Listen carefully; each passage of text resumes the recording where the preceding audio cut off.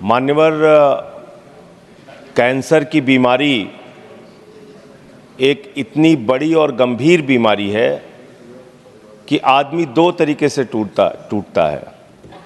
जिस व्यक्ति को कैंसर होता है वो शारीरिक रूप से टूटता है और उसका परिवार आर्थिक रूप से टूटता है।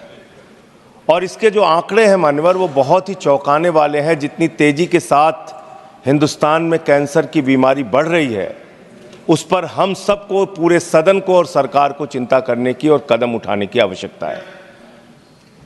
माननीय WHO की रिपोर्ट के मुताबिक पिछले 3 साल में 22 लाख लोगों की मौत कैंसर से हुई है और अकेले 2022 में 9 लाख लोगों की मौत कैंसर से हुई है।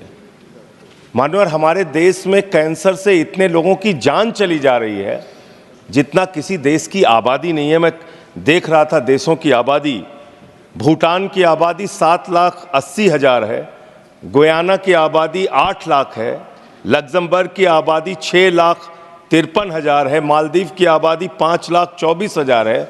जितनी किसी देश की आबादी नहीं है, उससे ज़्यादा लोग हमारे देश में कैंसर से मर रहे हैं।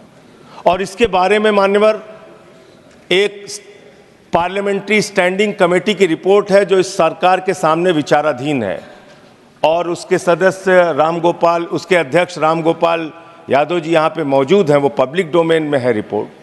उसकी कुछ रिकमेंडेशंस हैं जिसको देश के अंदर लागू करना बहुत आवश्यक है।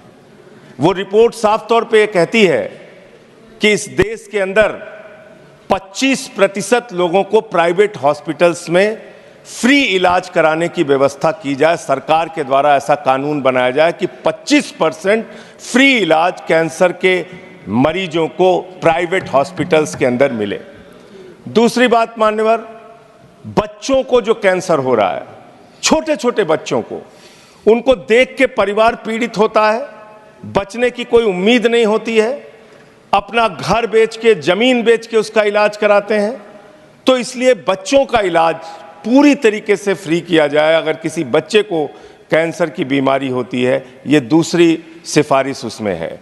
और बड़े दुर्भाग्य की बात है मान्यवर कि हैजा, मलेरिया, ऐसी मेनिंजाइटिस टाइप ऐसी तमाम बीमारियां वो सरकार द्वारा नोटिफाइड की गई हैं, लेकिन कैंसर जैसी गंभीर बीमारी ये अधिसूचित नहीं की गई, ये नोटिफाई नहीं की गई। ये भी एक मान्यवर चिंता का विषय है। तो मैं अंत में सिर्फ इतना कहूँगा कि इस बीमारी को नोटिफाई किया जाए। धन्यवाद माननीय संजय जी, धन्यवाद। समय खत्म हो रहा है। धन्यवाद।